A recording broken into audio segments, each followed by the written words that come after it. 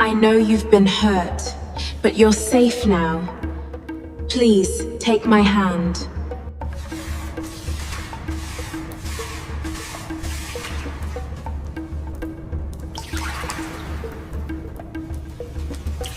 For 21 years, she was the cursed daughter, trapped behind a porcelain mask that stole her light to feed her stepmother's greed.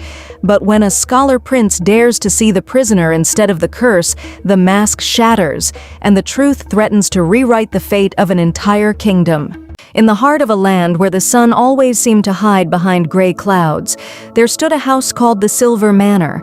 It was a very big, very cold house that looked like it was made of frozen metal, and inside lived a young woman named Nneka. Nneka had lived in this house for 21 long years, but she was not like the other people in the kingdom who could walk freely in the gardens or play in the bright, warm sunshine. For all of those 21 years, Nneka had to live with a very heavy and very hard mask made of cold, white porcelain that was stuck firmly to her skin, never moving and never coming off, no matter how much she cried or how hard she wished for it to go away. To everyone in the kingdom, Nneka was known as the cursed daughter, a girl who was so scary and so ugly that she had to be kept hidden away in the dark, dusty corners of the house so that no one would ever have to look at her face. They told stories about her, whispered things that were not true, and stayed far away from the Silver Manor because they were afraid of the sadness and the shadows that seemed to live within its walls. The person who made sure Nneka stayed hidden was her stepmother, a woman named Ifeoma, who walked around the house wearing silk dresses that shined like new coins and jewels that sparkled brighter than the stars. Ifeoma was a person who loved only one thing in the whole world, and that thing was her own beauty, because she was terrified of getting old and having her skin get soft and wrinkled like a dried-up leaf. Ifeoma had learned a very secret and very mean kind of magic, a dark way of using old recipes to steal the good, happy, and bright energy from other people so that she could keep her own face looking young and smooth forever. She had chosen Nneka to be her secret helper, not because she liked her, but because Nneka had a special, hidden light deep inside her heart that was more beautiful than anything else in the entire world. Ifeoma had used her cold magic to glue the heavy white porcelain mask onto Nneka's face, and as long as that mask stayed on, it acted like a straw that sucked all of Nneka's inner shine and happiness right out of her and moved it into Ifeoma's own body. Every single day was the same for poor Nneka, as she had to wake up before the birds started to sing and spend her time cleaning the very big house, wiping away dust that never seemed to end, and making sure that Ifeoma had everything she wanted before the sun even peeked over the hills. Nneka could not talk very much because the mask made it hard to move her mouth, and she could not see the world outside because the mask had only tiny, narrow slits for her eyes that made everything look like it was covered in a thick, gray fog. She felt very tired all the time because the mask was constantly taking her strength, but she did not know how to stop it, and she did not know that she was actually the most beautiful person in the entire kingdom because she had never even seen her own reflection in a mirror. She was like a little bird trapped in a cage, watching the world go by through a tiny window, wondering why the sky outside was always so sad and why the flowers in the garden always looked like they were hungry for a drink of water that never came. Ifeoma would often walk past Nneka and laugh, a cold, sharp sound like ice cracking on a pond, and she would tell Nneka that she was lucky to have a place to stay because no one else would want to look at someone so broken and so strange. Ifeoma would look at her own reflection in the big, shiny silver mirrors that lined the walls of the manor, patting her smooth cheeks and smiling because she could feel Nneka's stolen energy making her feel strong, young, and powerful. She did not care that the kingdom was slowly getting sick, that the trees were turning brown, and that the people in the village were feeling sad and tired, just like the land around them. All that mattered to Ifeoma was that she stayed the most beautiful woman anyone had ever seen, and as long as Nneka was trapped behind that porcelain mask, Ifeoma felt like she was the queen of everything, even if her heart was as dark and as empty as a deep, forgotten well in the middle of a forest. One afternoon, when the wind was blowing very hard against the windows of the Silver Manor, a royal messenger arrived on a horse that looked very tired and very dusty. He brought news that the king and the Prince of Oakhaven had decided to hold a big celebration called the Festival of Veils, where all the people from the different parts of the kingdom would come together for a giant party under the moonlight. The messenger said that the prince, whose name was Chidi, wanted to find a bride, someone who would be kind and strong enough to help him lead the kingdom and bring back the happiness that had been missing for such a very long time. When Ifeoma heard the news, her eyes lit up with a greedy golden light, because she thought that if she could go to the festival and show everyone how young and beautiful she looked, the prince would surely choose her to be his queen. She started shouting orders to all the servants, telling them to bring out her most expensive gowns and her brightest jewels, and then she turned her eyes toward Nneka, who was standing quietly in the corner of the room. Ifeoma told Nneka that she had to come to the festival too, but not to have fun or to dance with the other guests, but to be her servant, to carry her heavy bags, and to stand in the dark, dusty corners where nobody would see her. She warned Nneka that if she ever let anyone see her face or if she ever tried to take off the mask, something very bad would happen to her, and she would be locked away in the basement for the rest of her life. Nneka felt a little shiver run down her back, but she nodded her head because she had learned that it was safer to do exactly what Ifeoma said than to try and fight against such a mean and powerful person. As they got ready to leave the Silver Manor, Nneka looked at the porcelain mask in a little bowl of water, seeing the small white cracks that showed how much it had been used. And she wondered if, just for one night, she might be able to see something other than the dark corners of the rooms she always lived in. The carriage was waiting outside, and as they climbed into the dark, velvet seats, Nneka felt as if a big change was coming, even though she was still just a girl hiding behind a mask that no one was supposed to ever look at or touch. The journey from the Silver Manor to the great city of Oakhaven was a very long and bumpy one, with the carriage wheels rolling over stones and deep mud for many hours. As they traveled, Nneka sat in the very back of the carriage, tucked behind piles of Ifeoma's fancy heavy dresses, and she peeked out through the small, dusty window to see the world she had never known. She saw fields where the corn stalks were all bent over and brown, looking like they were tired of standing up, and she saw trees that had no green leaves at all, just dry, gray branches that reached up to the sky like old, crooked fingers. The rivers were not flowing with bright blue water, but were instead very slow and looked thick and dark, like mud that had been sitting in the sun for too long. Nneka felt a strange, sad feeling in her chest as she watched the land, because even though she did not know why, she felt like the earth was hurting just as much as she was, and she wished she could reach out and make the flowers bloom, or the water dance again. Ifeoma sat across from her, acting like a queen, looking at herself in a small golden mirror and painting her lips with a bright red color that looked like fresh berries.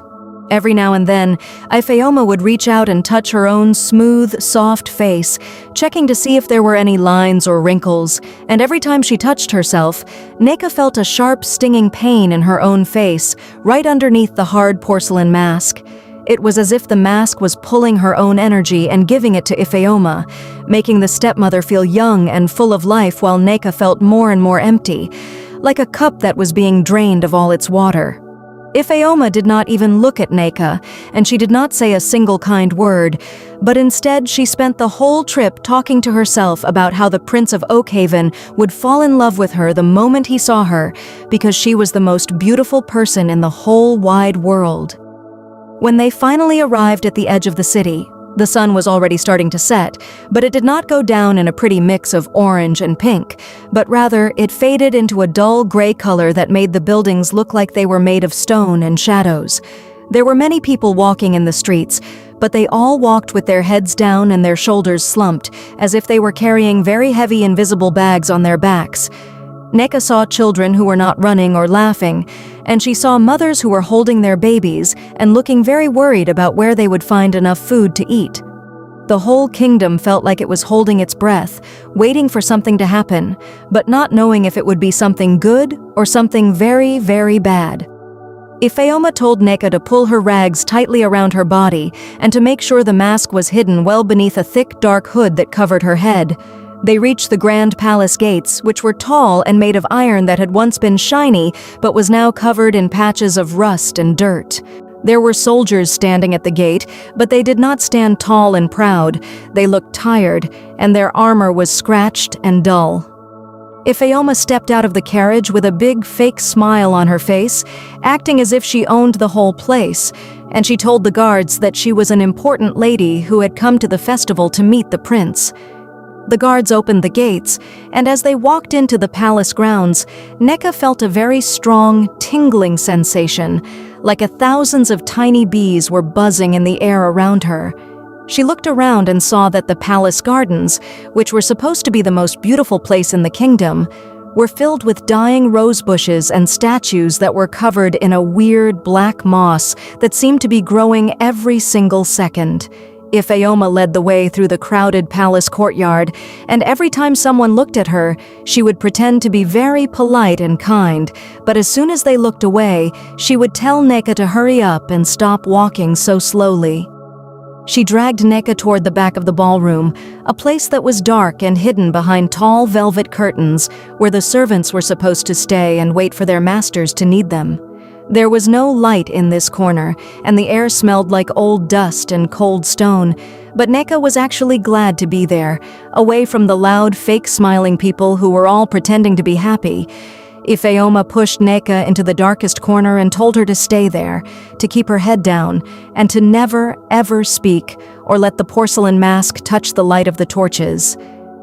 Ifeoma warned her that if she disobeyed, she would be sent far away to a place where the sun never ever shone. Nneka stood in the shadows, her hands folded in front of her, and she watched the people in the ballroom as they moved around like puppets being pulled by invisible strings. She saw the prince, Chidi, standing on a high platform, his eyes scanning the crowd with a look that was both sad and very serious, like a teacher looking for the answer to a very hard math problem. He did not look like he was having fun at a party, and he did not look like he cared about the fancy clothes or the bright jewels that everyone else was wearing to try and get his attention. He was looking at the ground, at the walls, and even at the ceiling, as if he could see something that no one else could see. And Nneka felt her heart beat faster, like a little drum, because she felt like he was looking for something that was lost. She wondered if he was looking for the same thing that made the trees gray and the rivers thick, and for the first time in 21 years, she felt a tiny spark of hope that maybe, just maybe, someone in this world could see past the mask and into the girl who was hiding underneath it. Prince Chidi stood on the high wooden platform, but he did not feel like a king or a royal leader tonight. While the music played and the people danced and laughed in loud, high voices, Chidi felt a heavy weight pressing down on his chest, almost as if the air itself was trying to pull him toward the cold floor. He was not a prince who liked to spend his time on parties or wearing fancy clothes. He was a person who loved books, old maps, and the secrets of the world that most people had forgotten about a long time ago. For many years, Chidi had traveled across the kingdom, looking at the dead fields and the sick trees, trying to understand why the land was becoming so tired and gray. He knew it was not just bad weather or luck, but something much more powerful and much more hidden, a kind of magical rot that was eating away at the very heart of their home. He had spent his days and his nights studying old, dusty scrolls and listening to stories told by the oldest people in the villages, and he had learned that this rot was caused by someone using an ancient, forbidden magic to steal the goodness from others. Chidi held a small silver compass in his hand that did not point to the north, but instead it pointed toward the strongest source of magic in the room. As he moved through the crowded ballroom, the needle on the compass began to spin and shake, vibrating against the glass like a little heart that was nervous and scared. Chidi kept his eyes on the needle, his face very serious, and his mind working hard to solve the mystery. He noticed that the closer he got to the wealthy people who were showing off their jewels and dresses, the faster the needle moved, but it was not pointing at them. It seemed to be looking for something else, something deeper and much more powerful than just a necklace or a crown.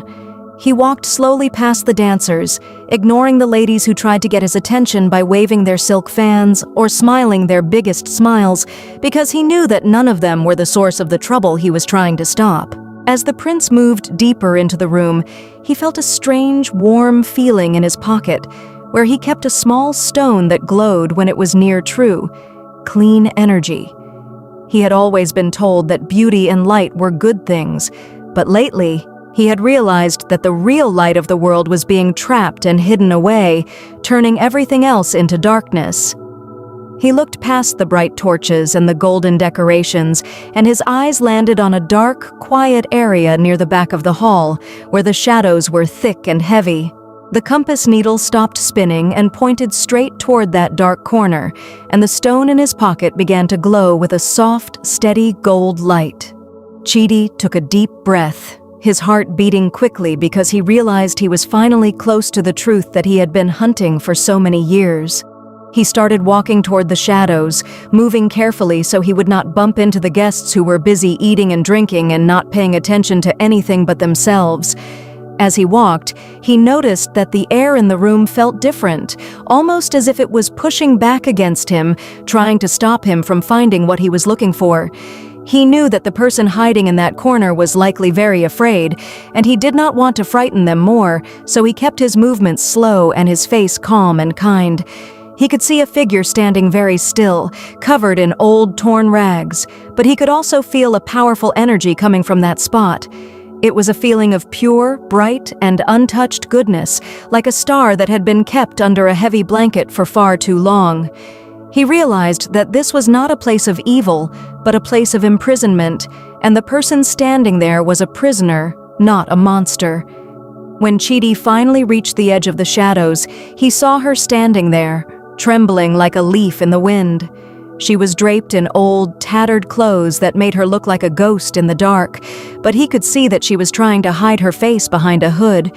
He noticed something very strange near her head, a tiny rhythmic pulse of light that seemed to be coming from something cold and hard. It was a porcelain mask, but as Chidi looked closer with his scholar's eyes, he knew immediately what it really was. It was a soul lock, a very old and very dangerous piece of magic that was used to chain a person's spirit and steal their inner radiance. He understood then that the girl was not the one causing the rot in the kingdom, but she was the one whose light was being stolen to feed someone else's greed. Chidi felt a sudden, sharp anger for the person who had done this to her, but he knew he could not show it, because he had to be very careful. If he tried to break the mask with a sword or with force, the magic would break in a way that could hurt the girl, and he would never, ever let that happen. He looked at the girl. Her name, he would soon learn, was Nneka, and he saw that she was staring at the floor, too scared to look up at him. Chidi stopped right in front of her, ignoring the whispers of the people who wondered why the prince was talking to a servant in the rags. He did not care what they thought. He only cared about the girl who was standing in the dark, holding so much beautiful, trapped light, and he knew it was time for the truth to finally come out into the open. The ballroom was a sea of noise, with music playing loudly and people laughing, but for Prince Chidi, the rest of the world had completely faded away. He stood just a few steps from the dark corner where Nneka stood, his heart beating with a steady, quiet strength. He could feel the heavy, cold magic that was wrapped around her like a thick blanket of ice, and he could see how much she was shaking. From across the room, he saw the stepmother, Ifeoma, watching them with eyes that were as cold and sharp as daggers. Ifeoma had been busy pretending to be a great lady, but now she felt the change in the air, and her hand was gripping her jeweled fan so hard that her knuckles were turning white. She knew the prince was close to something that would reveal all her secrets, and she started to push her way through the crowd, her face twisted in a look of mean and hungry worry. Chidi knew he did not have much time before the stepmother would try to stop him, so he took a deep breath and stepped right into the shadows where Nneka was hiding. The air in that corner felt like the middle of a winter storm, but he didn't turn back, and he didn't look at the torn rags or the old, dusty hood. He looked directly at the porcelain mask, his eyes soft and full of understanding. He saw the tiny cracks in the white surface, and he could see the golden light pulsing underneath, trying to break free, but held back by the cruel, dark spells that had been stitched into the porcelain. He knew that if he shouted or made a big scene, the magic might turn even more dangerous, so he moved with a calm, gentle grace that made the people nearby stop talking and start to watch. In the middle of the crowded hall, right in front of all the nobles and the guards, Prince Chidi did something that no one expected him to do. He knelt down on the cold floor. He bowed his head low as if he were greeting a queen, and he reached out his hand toward Nneka.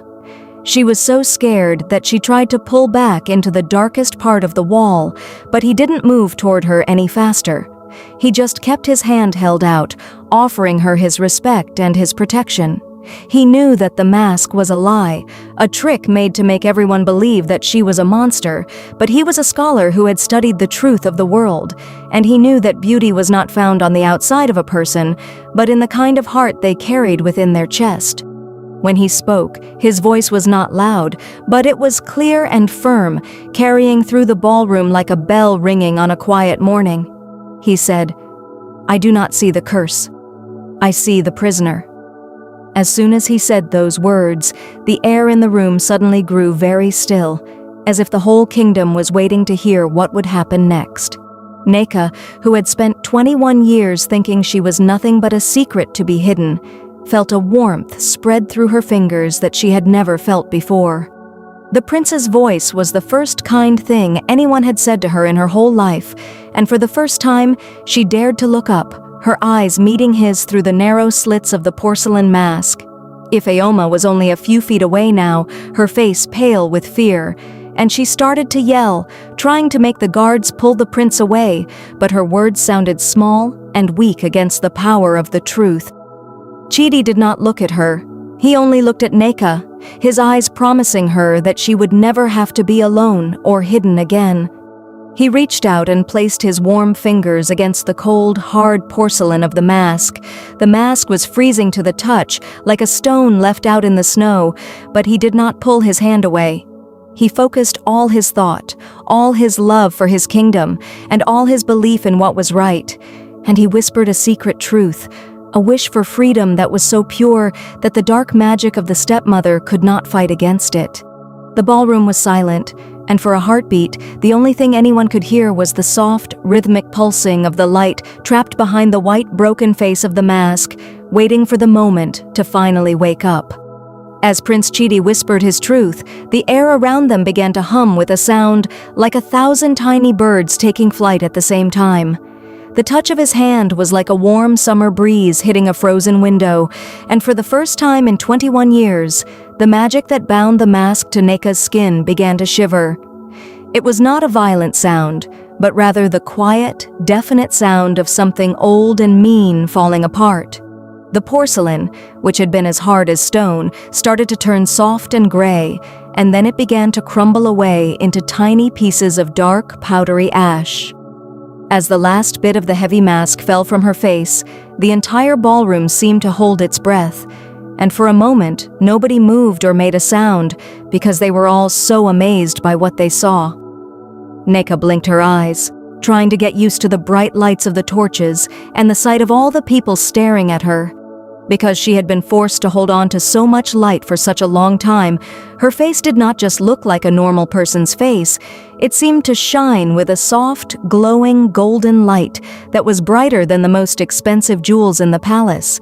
It was a beauty that came from the inside, a reflection of all the goodness and patience she had held in her heart for 2 decades. The light was so bright that it seemed to fill every corner of the room, pushing away the shadows and making the whole ballroom look like it was filled with the early morning sun, even though it was deep in the middle of the night. Outside the palace walls, the magic that had been hurting the land started to break apart just like the mask. In the fields, the brown and wilted corn stalks suddenly turned a deep, healthy green, and the gray branches of the trees began to sprout small, bright buds that opened into beautiful, colorful flowers. The thick, muddy rivers began to clear, and the water started to run fast and cold, sparkling like diamonds as it flowed over the smooth stones. The people who were walking in the streets felt the heavy sadness leave their shoulders, and they looked up to see the clouds in the sky breaking apart, letting the real moonlight shine down on the world for the first time in many years. The rot that had made everyone feel sick and tired was completely gone, washed away by the light that Nneka was finally able to share with everyone. In the middle of all this magic, Ifeoma stood frozen in the center of the room, her eyes wide with terror as she watched her secret world fall apart. She tried to reach up and touch her own face to fix the magic, but as she did, her hands began to shake and her skin started to look dry and thin.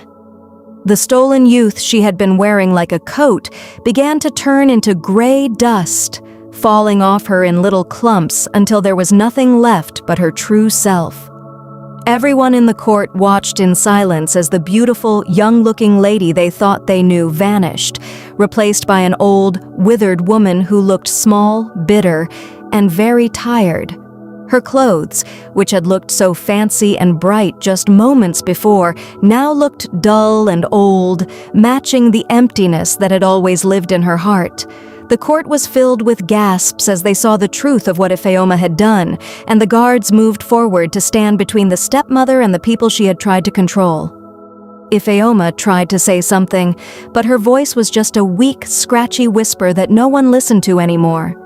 She looked at Nneka, who was still glowing with a soft, warm light, and she saw the reflection of her own mean and greedy life in the faces of the people who were finally seeing her for who she really was. The ballroom, which had been a place of fake smiles and cold, dark corners, was now a place of truth. And for the first time in a very long time, the kingdom felt like a place where people could be happy, honest, and truly free. The grand ballroom, once filled with shadows and the heavy weight of deceit, now felt as light and airy as a morning garden. The glow that radiated from Nneka's face was so pure and gentle that it seemed to turn the very air into gold, making every person in the room feel as though they had just woken up from a long, confusing dream. People who had been cold and grumpy for years felt their hearts soften, and the nobles who had cared only for their jewels now looked around with eyes that were wide and filled with wonder. They all stared at Nneka, not with fear or confusion, but with a deep, quiet respect, because they could feel the goodness that had been locked away for so long finally touching their own spirits. Nneka stood tall, her hands no longer hidden in rags, and she breathed in the fresh, clean air that now smelled of blooming flowers and wet earth, realizing that she was finally the master of her own life and that she never again had to hide who she was. Ifeoma, who had spent her whole life trying to be the brightest thing in the world, was now just a small gray shadow sitting on the cold floor, unnoticed and unimportant. No one looked at her with envy anymore, and no one rushed to do her bidding because they saw her for the bitter, empty person she had always been. The guards took her away quietly, and the court didn't even stop their talking to watch, because they were too busy marveling at the miracle that had happened right in front of their eyes. Prince Chidi stood by Nneka's side, and he took her hand, his own face lit up with a smile that was not for the sake of the crown or the kingdom, but for the girl who had survived so much. He told her that her story would be told for many generations, not as a tale of a cursed daughter, but as the story of the one who brought the light back to their home when everyone else had lost their way. As the sun began to truly rise in the morning sky, casting long, warm beams of light through the palace windows, the people stepped out into the city of Oakhaven to see the world transformed. The gray, withered fields were now full of tall, healthy crops that swayed in the breeze, and the trees were heavy with fruit that tasted as sweet as honey.